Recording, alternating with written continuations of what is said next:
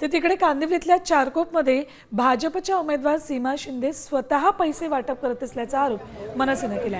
Ward क्रमांक 14च्या उमेदवार सीमा शिंदे आहेत. रात्री उशिरा मनसेतर्फे ही गस्त घालण्यात आली आणि त्यात हे दिसले. याबाबत मनसेचे स्थानिक विभाग प्रमुख आणि उत्तर मुंबई संघटक नयन कदम यांनी अधिकाऱ्यांच्या कामकाजावर प्रश्नचिन्ह उपस्थित केले. हिंमत असेल तर प्रामाणिकपणे लढा, मराठी माणसांची ताकद काय आहे हे देखील दाखवा, असं देखील आव्हान त्यांनी दिले.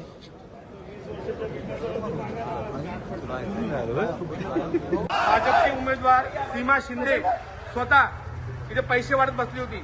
लोकांना 200 ते 300 माणसांना जेवण देते. हे बघा, अजूनही भाजपवाले फिरतायत तिथे. हे काय सगळे भाजपवालेच आहेत. हा, हे इथे घाणेरडं राजकारण करतो. संजय उपाध्यायचा एक पंटर आहे जो इथे लफडी करतो आणि हप्ते जमा करतो. सुशील कुमार तो स्वतः इथे पैसे वाटायला बसला होता. आणि हे लोक जे राजकारण करतात घाणेरडं, अरे लढा ना इमानदारीने. मला मराठी माणसाची ताकद काय दाखवतो भाजपला आम्ही.